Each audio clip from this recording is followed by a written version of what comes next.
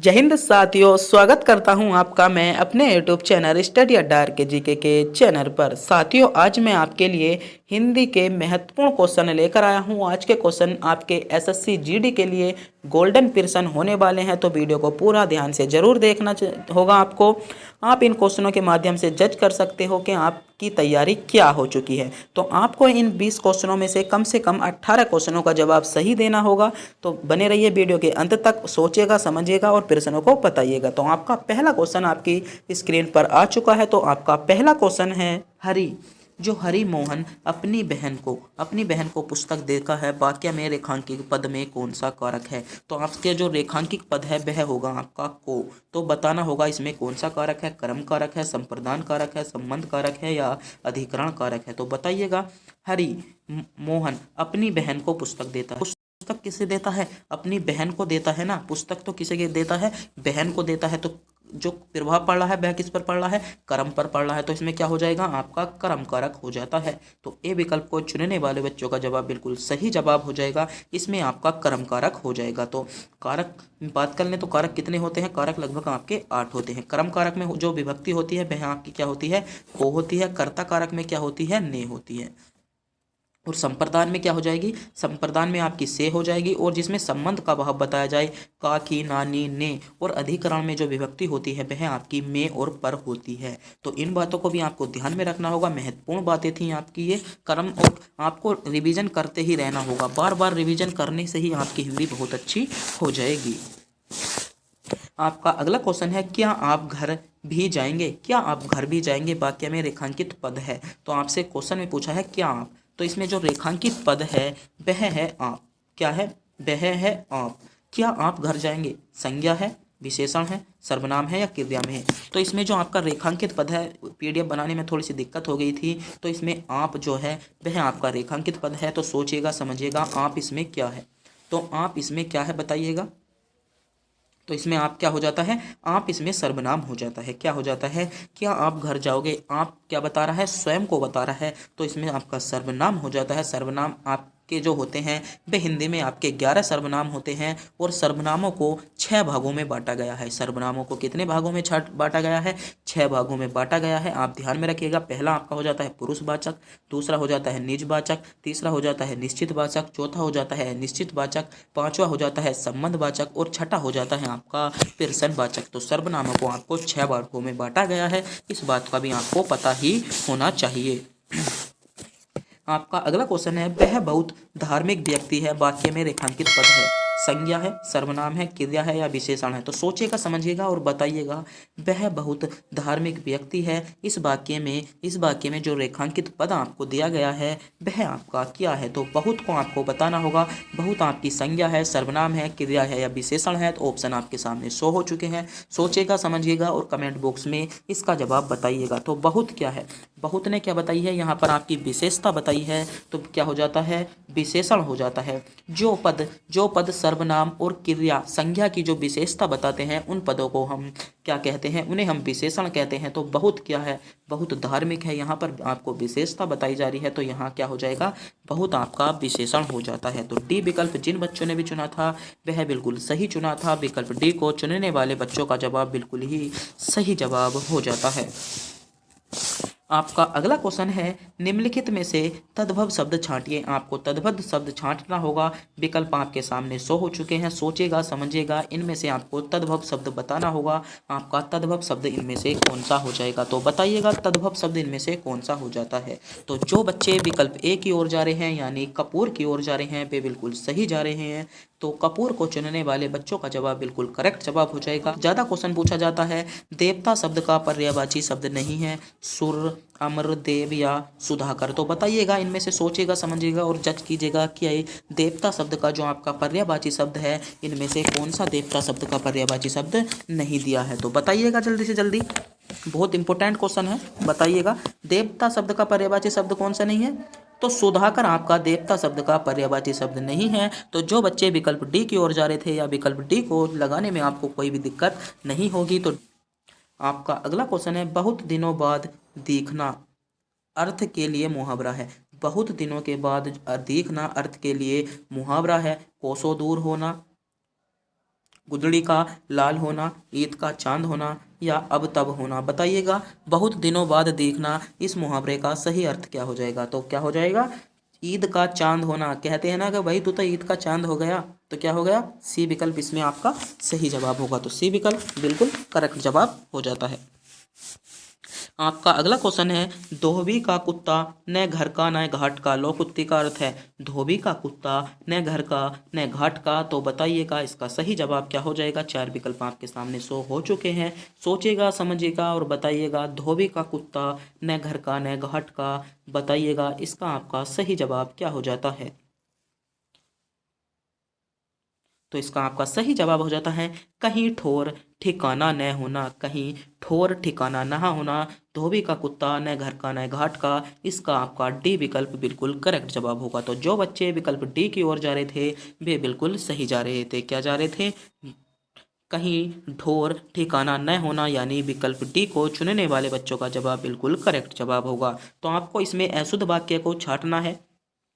कृष्ण जी के अनेकों नाम हैं, पुस्तक बहुत ही उपयोगी होती है, शोभना बहुत मीठी गाती है, शोभावना बहुत मीठी गाती है, या मैं अवश्य अभ्यास कर रहा हूँ, मैं अभ्यास कर रहा हूँ। तो इनमें से आपको अशुद्ध वाक्य को छांटना है। इनमें से आपका अशुद्ध वाक्य क्या हो जाएगा? कृष्ण जी के अनेकों नाम होते हैं, पुस्तक बहुत ही उपयोगी होती है, शोभना बहुत मीठा गाती है, या मैं अभ्यास कर रहा हूँ। तो कौन सा वाक्य इनमें से अशुद्ध है? सोचिएगा समझिएगा और बताइएगा कौन सा वाक्य अशुद्ध हो जाता है। तो कौन से वाक्य को आपने चुना है? अशुद्ध वाक्य में आपने किस वाक्य को चुना है बताइएगा। तो सही जवाब क्या हो जाएगा इसमें? कृष्ण जी के अनेकों नाम होते हैं, इसमें होता है कृष्ण जी के अनेक नाम होते हैं। तो अनेकों यहाँ पर गलत है। तो ए विकल्प को चुनने वाले बच्चों का जवाब बिल्कुल करेक्ट जवाब होगा। जिन्होंने भी विकल्प ए को चुना है वह बिल्कुल ही सही चुना है।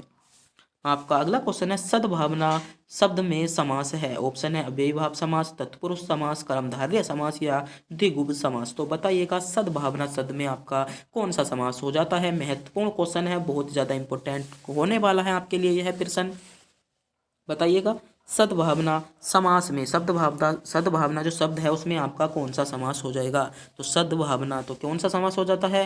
कर्मधारय समास होता है। तो यानी सी विकल्प बिल्कुल करेक्ट जवाब हो जाएगा। तो अगर आपने अभी तक भी हमारे चैनल को सब्सक्राइब नहीं किया है, चैनल को सब्सक्राइब जरूर कर लेंगे कि जिससे कि हमारी आने वाली वीडियो का नोटिफिकेशन आपको मिलता रहे और आने वाली वीडियो हमारी सबसे पहले आपके पास पहुँचती रहे।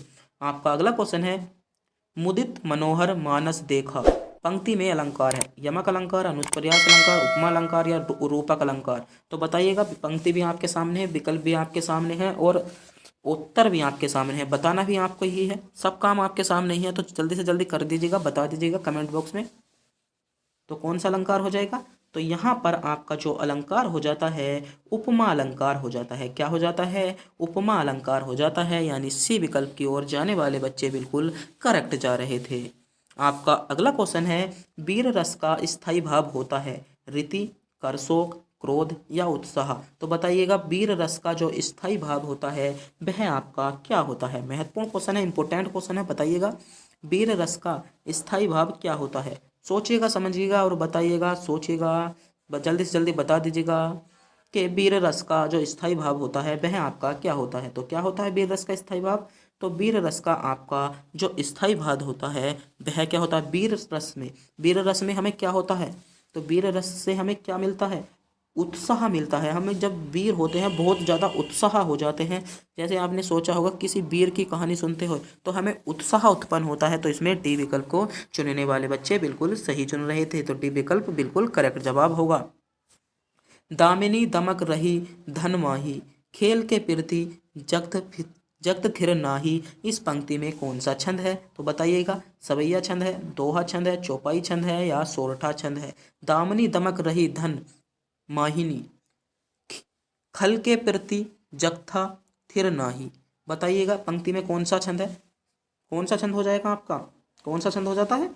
तो इसमें आपका चौपाई छंद हो जाएगा। यानी विकल्प सी को बिल्कुल सही जवाब को हम कहेंगे। सी विकल्प इसमें बिल्कुल सही दिया था। आपका अगला क्वेश्चन है, निम्नलिखित में भाववाच्य का उदाहरण कौन सा है? अब चला जाए, रवि आम चूसता है, मोहिनी पत्र लिखती है या शीला ने खाया नहीं खाया नहीं जाता, शीला से खाया नहीं जाता, सॉरी, बताइएगा। निम्नलिखित में से भाववाचक किसमें भाव का भाव कौन से उदाहरण में उत्पन्न हो रहा है? अब चला जाए, अब चले जाएं, या अब चला जाए। रवि आम चूसता है, मोहिनी पत्र लिखती है, या शीला से खाया नहीं जाता आम। बताइएगा, शीला से खाया नहीं जाता, जो भी हो वो तो मैंने बोल दिया ऐसी। तो सोचिएगा, समझिएगा, बताइएगा कौन सा हो जाएगा इसमें। तो इसमें हो जाता है शीला से खाया नहीं जाता। क्या हो जाएगा? इसमें भाव उत्पन्न हो रहा है, तो डी विकल्प को चुनने वाले बच्चों का जवाब बिल्कुल ही करेक्ट जवाब होगा। जिन बच्चों ने डी विकल्प को चुना है वह बिल्कुल सही चुना है। ये फिर से दोबारा से क्वेश्चन यही रिपीट हो गया है, इसे थोड़ा सा स्क्रॉल कर देते हैं। आपका अगला क्वेश्चन है, नेताजी ने कहा तुम मुझे खून दो मैं तुम्हें आज़ादी दूंगा। इस वाक्य में कौन सा चिन्ह प्रयोग हुआ है? आपको जो ये चिन्ह दिखाई दे रहे हैं, इन चिन्हों को बताना होगा। इन्हें हम क्या कहते हैं? पूर्ण विराम, अल्प विराम, उद्धरण चिन्ह या प्रश्नवाचक चिन्ह। तो बताइएगा, जो आपके चिन्ह प्रयोग हो रहे हैं उनको हम क्या कहते हैं? पूर्ण विराम क्या होता है? जब हम वाक्य में विराम लगा देते हैं तो वह होता है आपका, क्या होता है? वह क्या होता है आपका? पूर्ण विराम होता है। अल्प विराम क्या होता है? जिसे हम कोमा बोलते हैं। और प्रश्नवाचक चिन्ह ये है आपका, प्रश्नवाचक चिन्ह ये है। और इसमें क्या है, जो आपके ये हैं जो कोमे से दिखाई दे रहे हैं, इन्हें क्या कहते हैं हम? उद्धरण चिन्ह कहते हैं। हिंदी में क्या कहते हैं?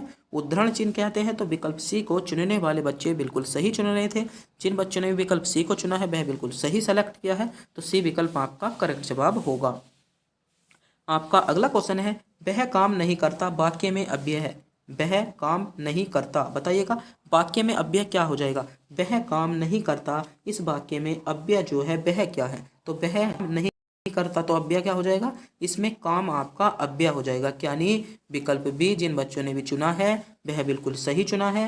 विकल्प बी को चुनने वाले बच्चों का जवाब बिल्कुल करेक्ट जवाब हो जाएगा। तो क्या हो जाता है इसमें? बी विकल्प आपका सही जवाब होगा।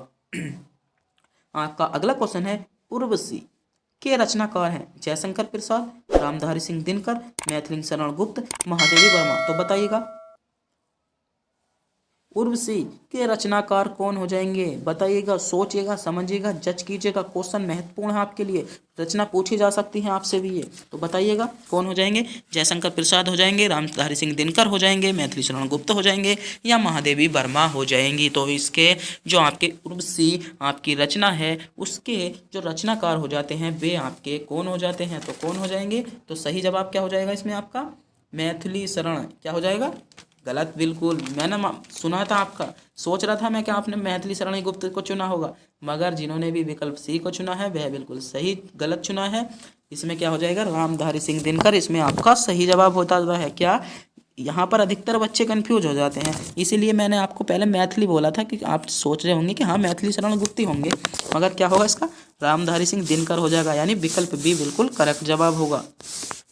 आपका अगला क्वेश्चन है, अज्ञेय जी को किस कृति पर ज्ञानपीठ पुरस्कार मिला? महत्वपूर्ण क्वेश्चन है, बहुत ही ज़्यादा क्वेश्चन है। इस क्वेश्चन को 3 स्टार दूंगा, नोट कर लीजिएगा। कृति आपके सामने है, आपको बताना होगा कि अज्ञेय जी को किस कृति पर, कौन सी कृति उनकी ऐसी थी जिन्हें उन्हें क्या मिला था? ज्ञानपीठ पुरस्कार मिला था। तो बताइएगा कौन सी कृति हो जाएगी?